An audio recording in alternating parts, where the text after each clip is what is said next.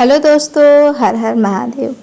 माताओं बहनों, आपके मन में यह सवाल बार बार उठता है कि इतनी पूजा पाठ हम करते हैं तब भी घर में सुख ठहरता क्यों नहीं, मन क्यों बेचैन रहता है, अधूरी क्यों रह जाती। दोनों हाथ जोड़कर शीश झुकाकर मैं आप सभी शुभ भक्तों से वह 5 कार्य बताने जा रही हूँ जो अगर कोई स्त्री सच्चे मन से सावन 2026 में कर ले तो चाहे उसके जीवन में कितना भी बड़ा कष्ट क्यों ना हो, कितने भी बुरे दिन क्यों ना आए, उसकी मनोकामना अधूरी नहीं रह सकती। यह मैं अपनी तरफ से नहीं कह रहा हूँ, यह हमारे शास्त्रों की सदियों पुरानी मान्यता बताई जा रही है, जिसे आज तक करोड़ों घरों में निभाया जाता है।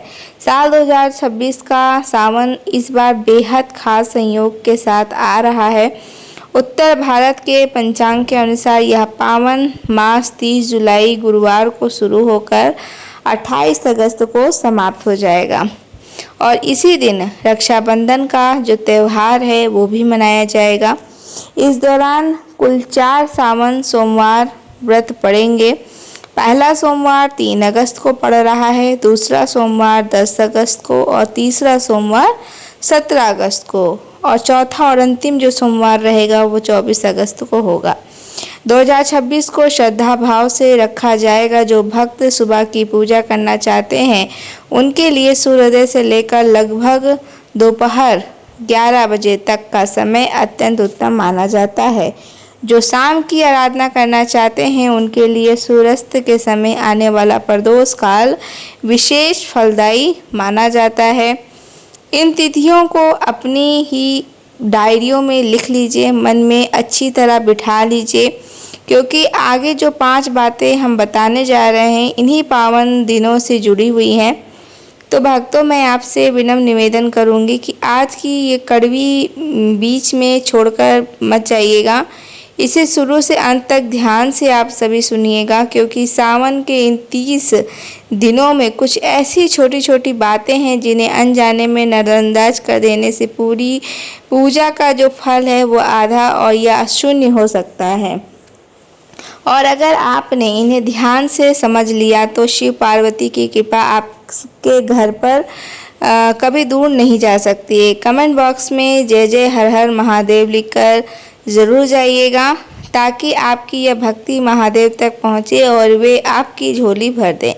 अब चलिए बिना समय गवाए इन कार्यों को हम जानेंगे। सबसे पहला कार्य है सावन के महीने में सही और शुभ रंग के वस्त्रों का चुनाव करना। यह सुनने में बेहद मामूली बात लगती है, लेकिन शास्त्रों की मान्यता कहती है कि हमारे पहनावे का सीधा असर हमारे मन और हमारी ऊर्जा पर पड़ता है। सावन का महीना चारों तरफ फैली हरियाली, प्रकृति के श्रृंगार, अटूट प्रेम और अखंड सौभाग्य का प्रतीक माना जाता है। इसलिए इस समय हरे भरे पीले, गुलाबी, लाल, सिंदूरी और नारंगी जैसे चमकीले और मंगलकारी रंगों का पहनना बेहद ही शुभ माना जाता है। यह रंग देखने में जितने सुंदर लगते हैं उतनी ही सकारात्मक ऊर्जा भी निकलती है, लेकिन इसके विपरीत काले और सफ़ेद रंग से इस पूरे महीने का परहेज करिएगा।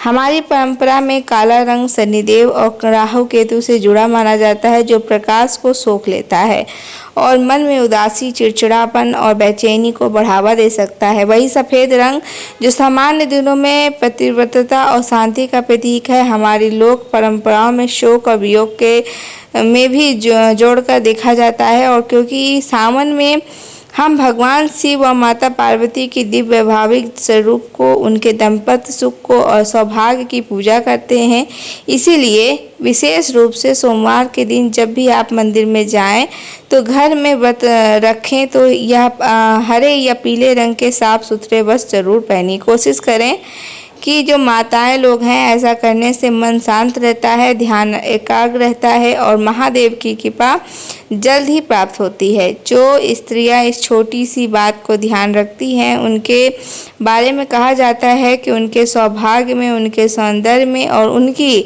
दाम्पत्य जीवन में अलग ही निखार आता है। अब बात करते हैं दूसरे कार्य की, जो शायद आप नज़रअंदाज किया जाना चाहिए करते होंगे। सावन सोमवार के दिन बालों को ना धोना और जिस शेर में तेल न लगाना। भक्तों जरा सोचिए, हम सुबह उठकर स्नान तो कर लेते हैं लेकिन जल्दबाजी में सिर धो लेते हैं, बाल में तेल लगा लेते हैं, यह सोचकर कि यह तो रोज का काम है। लेकिन परंपरा के अनुसार सावन सोमवार का दिन पूरी तरह भगवान आशुतोष को प्रिय है और इस दिन तप, संयम, आध्यात्मिक शुद्धि को प्राथमिकता दी जाती है। बालों को धोना और तेल लगाना शारीरिक श्रृंगार और सांसारिक मोह से जोड़ा जाता है, जबकि व्रत का दिन जो होता है इन सबसे ऊपर उठकर होता है, ईश्वर की भक्ति में लीन होने का दिन माना जाता है। इसीलिए सुबह सूर्योदय से पहले साफ जल से स्नान कर लेना चाहिए, स्वच्छ वस्त्र धारण कर लेना चाहिए, लेकिन बालों को धोने और तेल लगाने से उस दिन बचना चाहिए। खास तौर पर जब आप शिवालय जाकर तांबे या पीतल के लोटे से भगवान शिव को जल देते हैं। ये ध्यान रखिए कि बाल खुले और बिखरे हुए ना हो, क्योंकि खुले बाल को परंपरा में शोक और उग्रता का प्रतीक माना जाता है और गीले या तेल लगे हुए बूंदे अगर मंदिर में फर्श पर या शिवलिंग पास गिर जाते हैं तो इससे अपवित्रता माना जाता है। कोई अंधविश्वास नहीं है, बल्कि यह एक अनुशासन है जो हमें दिखाता है कि सावन सोमवार का दिन केवल एक और आम दिन नहीं है, बल्कि यह मन और शरीर दोनों को संयम में बांधने का दिन है। जो भी महिला स्त्री इस नियम का पालन करती है उनके बारे में मान्यता है कि उनका व्रत पूर्ण फल देता है और उनके मन में एक अलग ही शांति स्थिरता बनी रहती है। तीसरा कार्य जुड़ा है हमारे खान पान से। यह उतना ही महत्वपूर्ण है जितने ऊपर बताए गए का दोनों कार्यों में है। सावन के महीने में जैसे कि मांस, मछली, अंडा, शराब और यहाँ तक कि भोजन में प्याज, लहसुन जैसी चीज़ों से भी दूर बनाने की परंपरा है। ऐसा क्यों कहा जाता है? क्योंकि सावन का जो महीना होता है आत्म स्वयं और तपस्या का काल माना जाता है और मान्यता है कि तामसिक भोजन शरीर और मस्तिष्क में आलस, चिड़चिड़ापन, अशांति को जन्म भी देता है, जिससे कि पूजा में मन नहीं लग पाता। इसकी जगह इस महीने में ताजे फल, गाय का शुद्ध दूध, स्वच्छ जल, साबूदाने की खीर, भुनी हुई मूंगफली, कुट्टू का आटा और सादे नमक का बजाय सीधा नमक का सेवन करना की सलाह दी जाती है। माताएं बहनें सावन सोमवार का व्रत रखती हैं, उनके लिए यह सात्विक भोजन शरीर को हल्का और मन में स्थिर रखने में मदद करता है। लेकिन इस कार्य का एक और बेहद ही जरूरी पहलू है जिसे अक्सर लोग भूल जाते हैं। व्रत रखते हुए अहंकार से बचना चाहिए और व्रत रखने का असली जो मकसद है पेट को भूखा रखना नहीं होता है, बल्कि अपनी इंद्रियों को संयमित करना और अपना आत्मा को निर्मल बनाना होता है। अगर कोई स्त्री व्रत को रखती है लेकिन दूसरों के सामने यह दिखावा करती है कि मैंने तो पूरे 24 घंटे बिना पानी के पिला था और व्रत नहीं रख पाए, उन्हें नीचा दिखाती हैं, तो शास्त्रों की मान्यता के अनुसार उसका सारा पुण्य वहीं पर क्षण भर में निकल जाता है। भोलेनाथ स्वयं इतने सरल और त्यागी स्वभाव के हैं, उन्हें किसी का भी अहंकार तनिक भी पसंद नहीं है। वे केवल उस भक्त की सच्ची नम्रता और निष्पक्ष श्रद्धा पर प्रसन्न होते हैं। इसीलिए सात्विक भोजन के साथ साथ सात्विक और विचार और नम्र प्रभाव अपनाना भी इस तीसरे कार्य का उतना ही जरूरी हिस्सा है। अब आता है चौथा कार्य, जो शायद सबसे ज़्यादा गहराई से होता है, वह अपनी वाणी और अपने विचारों को शुद्ध रखना। भक्तों ध्यान से समझिएगा, सावन का जो महीना है केवल बाहरी नियमों का पालन करने का महीना नहीं है, बल्कि यह हमारे भीतर की सच्चाई को उजागर करने का महीना भी है। इस पावन काल में झूठ बोलना बहुत बड़ा दोष माना जाता है, क्योंकि असत्य वाणी हमारी आध्यात्मिक प्रतिबद्धता को भीतर से खोखला कर देती है। इसी के साथ किसी को ताना मारना, किसी की गरीबी का मजाक उड़ाना, कटु शब्द कहना, गाली गलौज करना, किसी को दिल दुखाना, यह इस पवित्र महीने में पूरी तरह वर्जित माना जाता है। सोचिए, जब किसी को तड़पते हुए दिल से एक आग निकलती होगी तो लोक मान्यता कहती है कि वह आपके महीनों के तप और पुण्य को फल भर में मिटा सकती है। इसीलिए हमारी परंपरा में सावन के महीने में कम बोलने, व्यर्थ की गपशप से बचने और अधिक से अधिक समय श्री नाम के नाम जप बिताने का विशेष महत्वपूर्ण बताया गया है। जो स्त्रियां अपनी वाणी पर संयम रखकर मीठा और कल्याणकारी बोलती हैं, बजाय उनकी सराहना करती हैं और छोटे बड़े के प्रति विनम्र रखती हैं, मानता है कि उनका वध 1000 गुना अधिक फलदायी हो जाता है, क्योंकि झूठ बोलने वाले और कठोर वाणी बोलने वाले भक्तों से महादेव कभी प्रसन्न नहीं होते हैं।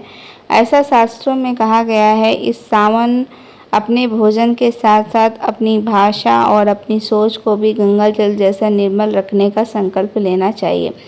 पांचवें और सबसे विस्तृत कार्य की सीधे तौर पर विश्व पूजा की जो विधि है और नियमों से जुड़ा है, इसमें कई छोटी मोटी लेकिन बेहद महत्वपूर्ण बातें होती हैं। सबसे पहली बात, जो माताएं बहनें मासिक धर्म के दौर से गुजर रही हैं, उनके लिए हमारी परंपरा में यह मानता है कि इन दिनों में मंदिर जाकर शिवलिंग को स्पर्श करने या मूर्तियों को छूने के बजाय घर में बैठे मानसिक रूप से भगवान का नाम जप करना चाहिए। इसे किसी भेदभाव के रूप में मत देखिए, बल्कि यह शरीर को पूर्ण विश्राम देने और प्रकृति के नियम का सम्मान करने का एक तरीका माना जाता है। इन दिनों में मन ही मन ओम नमः शिवाय का जप करते रहना और जैसे ही यह अवधि पूरी हो स्नान करके पुनः श्रद्धा भाव से पूजा में शामिल होना, इसे ही सबसे उचित शुभ माना जाता है। दूसरी बात, शिवलिंग पर पूजा करते समय कुछ चीज़ें भूलकर भी नहीं चढ़ाना चाहिए, जैसे तुलसी के पत्ते, हल्दी, केतकी का फूल। इसके पीछे प्राचीन कथाएं प्रचलित हैं। कहा जाता है कि तुलसी माता भगवान विष्णु को अत्यंत प्रिय हैं और एक पौराणिक कथा के अनुसार उनके पूर्व स्वरूप विंदा का जलांधर नामक राक्षस से संबंध था, जिसका वध स्वयं शिवजी ही किया था। इसीलिए तुलसी दल शिव पूजा में वर्जित मानी जाती हैं। हल्दी को स्त्रियों को श्रृंगार और सांसारिक सौंदर्य से जोड़ा जाता है, जबकि महादेव को वैराग्य और संन्यास का प्रतीक माना जाता है। इसीलिए हल्दी भी शिवलिंग पर नहीं चढ़ाई जाती है। और केतिका का जो फूल है, एक प्रचलित कथा कहती है कि ब्रह्मा जी और विष्णु जी के बीच में हुए एक विवाद में केतकी ने झूठी गवाही दी थी, जिससे रुष्ट होकर महादेव ने उसे अपनी पूजा से सदा के लिए वर्जित कर दिया था। इसकी जगह शिवलिंग पर ताजे बेलपत्र, गाय का कच्चा दूध, स्वच्छ जल और सफ़ेद फूल अर्पित करना सबसे उत्तम माना जाता है। तीसरी बात है रसोई घर में प्रवेश करना या पूजा शुरू कर देना। यह भी एक ऐसी भूल है जो आधुनिक जीवन शैली में अक्सर हो जाती है। सुबह जल्दबाजी में हम बिना नहाए ही चाय नाश्ता बना लेते हैं, लेकिन परंपरा में रसोई को माता अन्नपूर्णा का स्थान माना जाता है और वहां जाने से पहले शरीर की जो शुद्धता को बहुत महत्व दिया जाता है। इसी तरह बिना स्नान किए पूजा की थाली सजाना या शिवलिंग को स्पर्श करना भी अनुचित माना जाता है। चौथी बात, सावन के दिनों में दिन के समय सोने से बचना चाहिए, क्योंकि यह महीना जागृत और भक्ति का महीना होता है, आलस्य का नहीं। इसकी जगह दोपहर के समय शिव पुराण, लिंग पुराण या शिव चालीसा जैसे धार्मिक ग्रंथों का पाठ करना। अगर पढ़ना संभव ना हो तो आप मेरे चैनल पर भी जाके ये भजन वगैरह और कथा वगैरह सुन सकते हैं।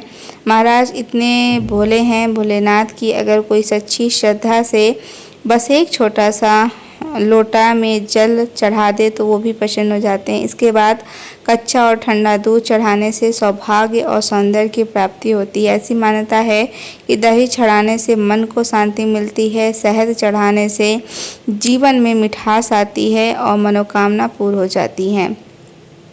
गंगा जल तो हर अभिषेक में विशेष माना जाता है, तो सावन में साधारण जल में थोड़ा सा गंगा जल मिलाकर आप चढ़ाइए। बेलपत्र भगवान शिव को बहुत ज़्यादा प्रिय है। 3 पत्तों वाला बेलपत्र सबसे ज़्यादा शुभ माना जाता है, लेकिन अगर वो ना मिले तो 1 पत्ते वाला बेलपत्र भी चढ़ाया जा सकता है। इसी के साथ धतूरा चढ़ाना भी सावन सोमवार में बेहद कल्याणकारी माना जाता है। भस्म शिव जी को प्रमुख श्रृंगार है, इसे मोक्ष और वैराग्य का प्रतीक माना जाता है, तो भस्म भी ज़रूर अर्पित कीजिए। अंत में सफ़ेद रंग के फूल जैसे चमेली, अनश्वेत पुष्प या भी महादेव का अत्यंत प्रिय है। भक्तों, अब मैं आपसे एक बेहद ज़रूरी बात करने जा रही हूँ।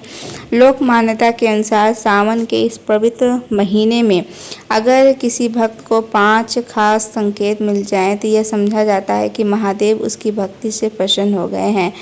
और सुखी होने से कोई नहीं रोक सकता है। तो चलिए वह 5 संकेत जान लेते। पहला संकेत, बैल का अचानक आपके घर के दरवाजे पर आ जाना। नंदी महाराज को भगवान शिव का वाहन और द्वारपाल माना जाता है। बुद्धि और ज्ञान का प्रतीक भी कहा जाता है। अगर सावन के दौरान कोई बैल आपके घर की चौखट पर सींग मारते हुए आ जाए तो इसे शुभ संकेत माना जाता है।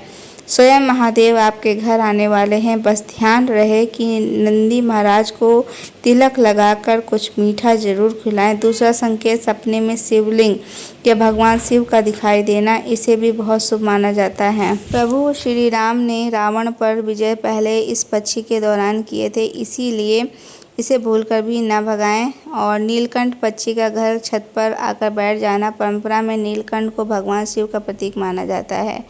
चौथा, सावन में घर में काले सांप का दिखना। लोक मान्यता के अनुसार इसे मारना तो दूर, इसे भी शुभ संकेत मानकर शांति से जाने दिया जाता है और इसे महादेव का आगमन से जोड़ा जाता है। पांचवा संकेत होता है सोमवार के दिन बिना किसी कारण डमरू या घंटियों की आवाज़ सुनाई देना।